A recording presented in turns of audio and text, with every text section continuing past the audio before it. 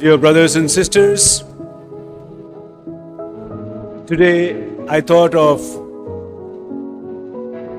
bringing for our reflection a very important topic, and probably this topic also makes it very relevant because we are in the season of Lent, and the season of Lent invites us to look into ourselves more deeply than ever.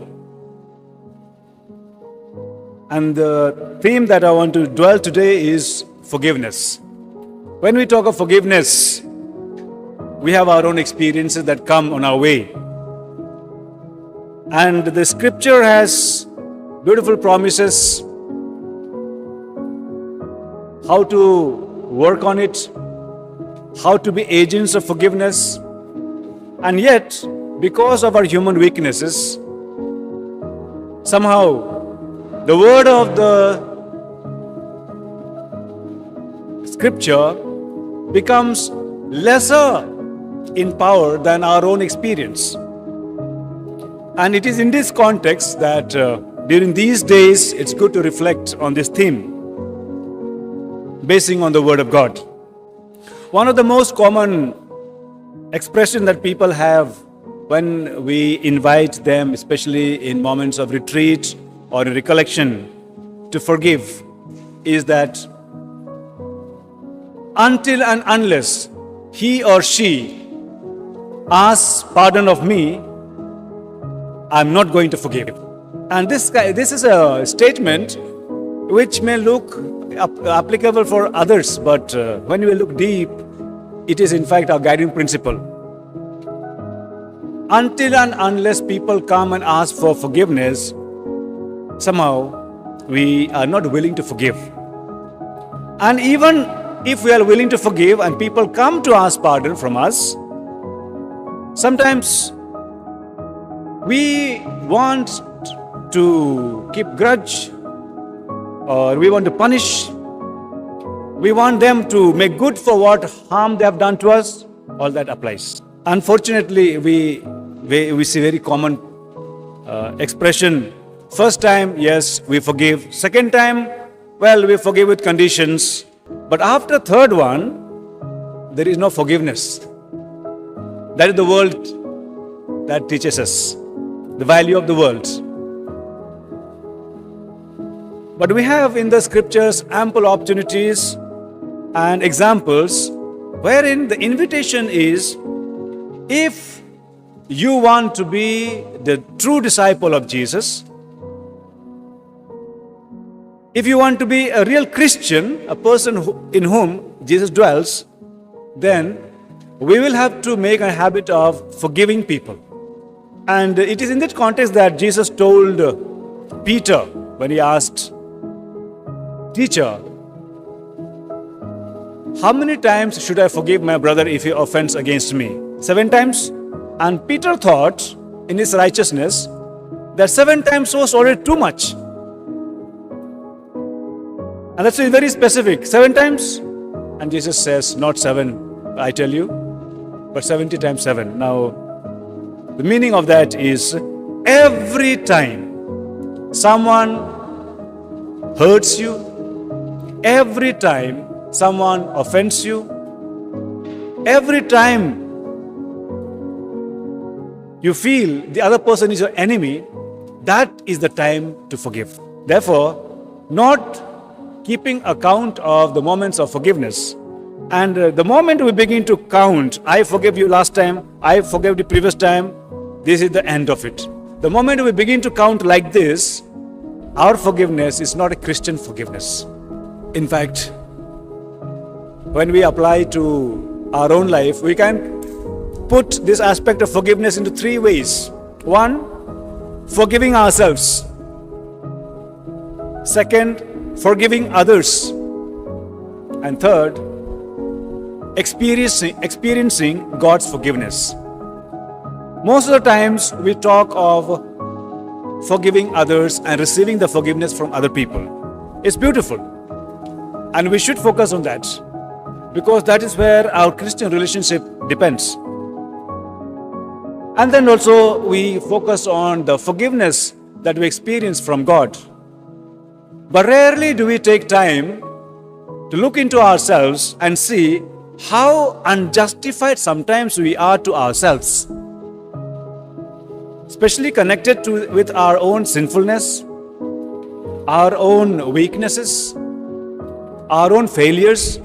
Sometimes we are very, very, very strong towards ourselves. We don't forgive ourselves. So today the Word of God is inviting us, let go and forgive yourself, forgive others, and forgive and experience God's forgiveness. In the scriptures, there are so many citations, and I'm going to read a few of them today. First one that is very powerful, and that's from Matthew 9:13. I desire mercy, not sacrifice. For I have come to call not the righteous, but sinners. So it has got actually so many nuances of forgiveness in this short citation. God is not so much worried about righteousness. We are worried. Human beings are so concerned about presenting oneself very properly, dressed well, talking well, behaving well in public. And we have differences. One way we behave in public, the other way we behave at home. And sometimes we behave completely different when we are by ourselves.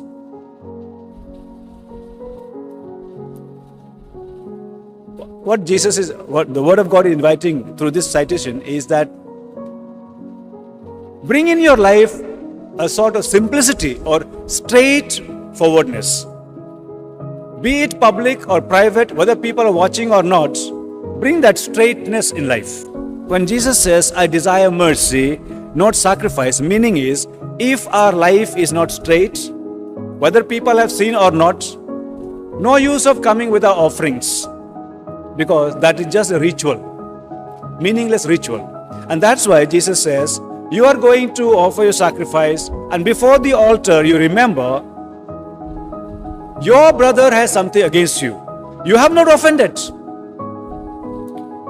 You suddenly remember, your brother has something against you. Leave it there. Go, reconcile first, forgive first, then come and offer. Only then the sacrifice is acceptable. Being merciful in the eyes of God is greater than being righteous.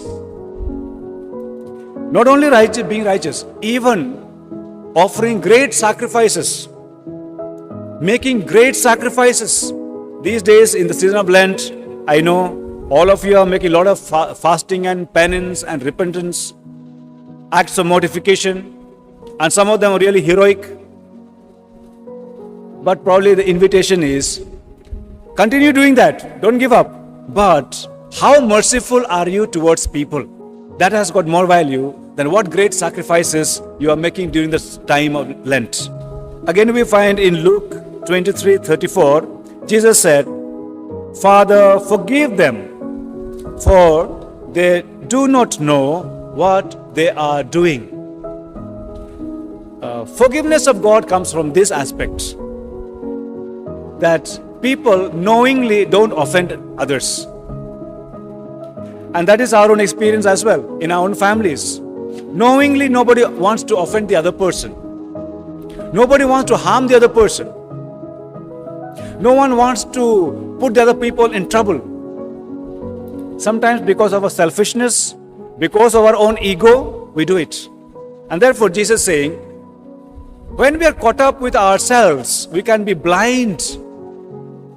And we don't even know what we are doing to the others, the harms that we do to others. And that's why Jesus is saying, forgive them, they do not know what they are doing.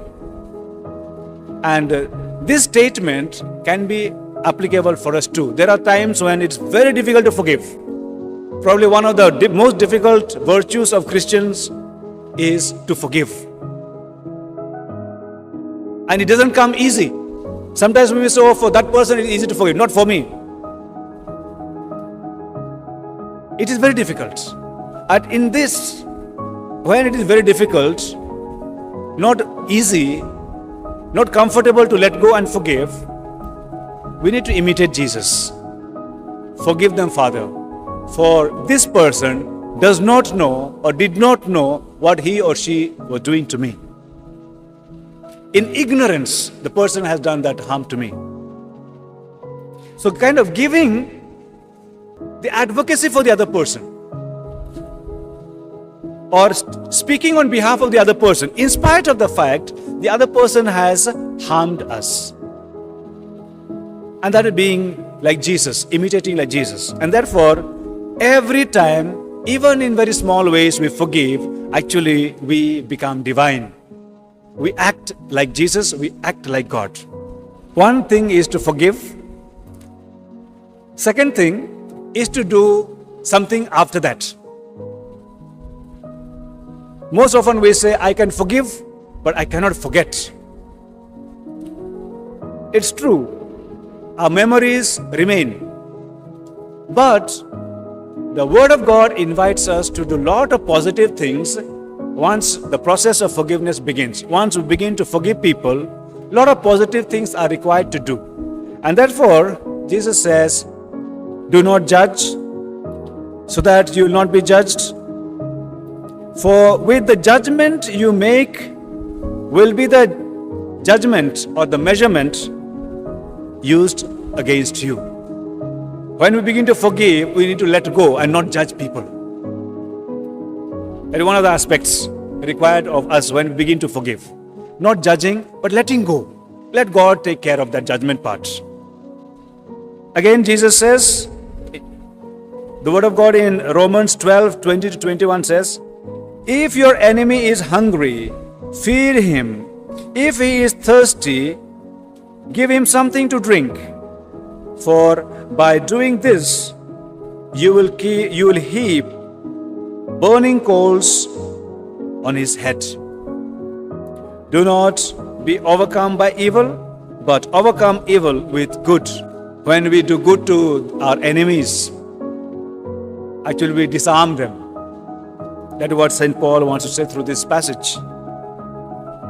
So, anyone coming towards us, anyone approaching us with whatever intention, and we have been hurt,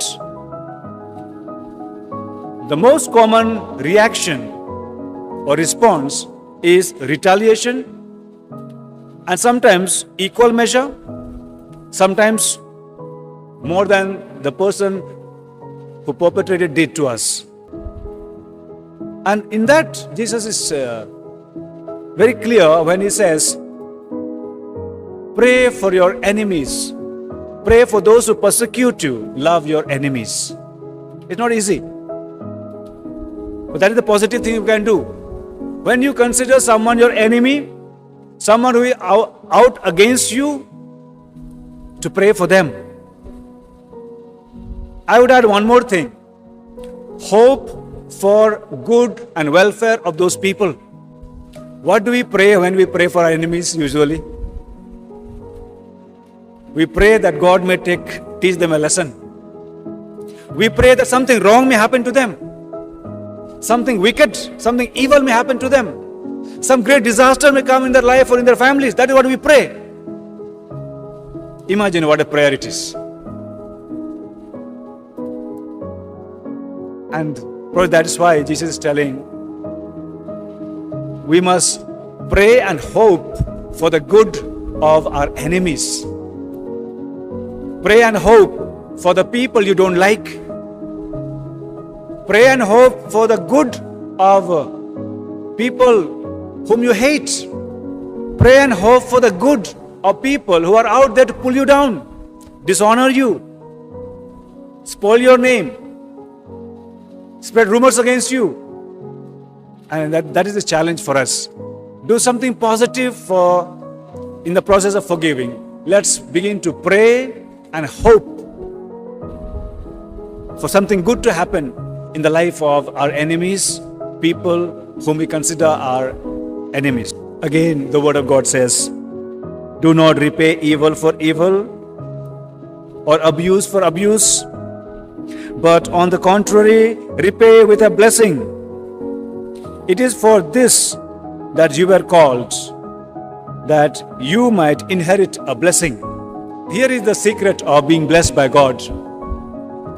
If you want to be blessed by God, then we have to give up that policy of tit for tat. We need to repay evil with good, respond to negative behavior of people with positive, respond to the moments of loss, moments of remorse with hopefulness and something good for the other persons. And it is then that we are worthy, we deserve God's blessing. In book of Sirach 28:2 we come across, forgive your neighbor the wrong he has done, and then your sins will be pardoned when you pray. Forgive your neighbor the wrong he or she has done, and then your sins will be pardoned when you pray. Many times we ask for God's forgiveness, but our sins are not forgiven. Probably it is because of this, that the prayer that we say every day, the last part of our Father, forgive us as we forgive others. Forgive us, Lord, as we forgive those who trespass against us. Actually, we are telling ourselves, Lord, if I have not forgiven my neighbor, don't forgive me. During these days of Lent, one of the poison that we can remove from our life is the poison of keeping grudge against people, allowing the unforgiveness to go deep into our life. Let us address these days our own reality of hurt, our own reality of being harmed by others, our own reality of not being treated justly by others, our own reality of being fragile,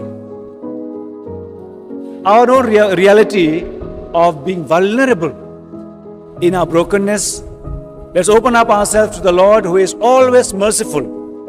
And the best picture of God, the merciful Father, I get is from the prodigal father. And that is the story for all of us. Every time we turn back to the Father and recall the good things that God has done and turn back and start moving towards Him, He takes the extra step towards us. But in this process, two things are important. Realize the good things the Lord has done in your life. Even if it's not happening at the moment, recall to your mind, sometime in the past, whether in your life or in the life of your family members or in your family or in the life of your relatives, God had done something wonderful. Recall that. Remember that. And then move towards the loving Father who is always waiting for us to forgive. Because His nature is to forgive. Sometimes we feel that until and unless everything goes well, our business goes well, our work is going on, family is running well, all are healthy in the family, only then we feel that God's mercy, God's blessing is working in our life. The Word of God actually invites us to look into our life and believe that God does not wait for everything to be perfect, then intervene. He just wants us to trust Him and turn back to Him in our brokenness, in our weakness. And He's just willing to embrace with His compassionate and merciful love. As we're thinking and reflecting on this topic of forgiveness, may I invite you all today to spend some time at this moment to realize that we need God's mercy. But for God's mercy to work in our life, that we are worthy to receive God's mercy, we need to let go, we need to forgive, we need to be merciful towards others. Just recall to your mind any person that you find very difficult to forgive. So many times you might have wished something wicked, something bad, some disastrous things happen to that person. But today, believing in the invitation of Jesus, believing in the invitation of the Word of God, hope for something good for that person. Pray for something good to happen to that person. And that would be a very meaningful journey of forgiveness. Glory be to the Father, and to the Son, and to the Holy Spirit.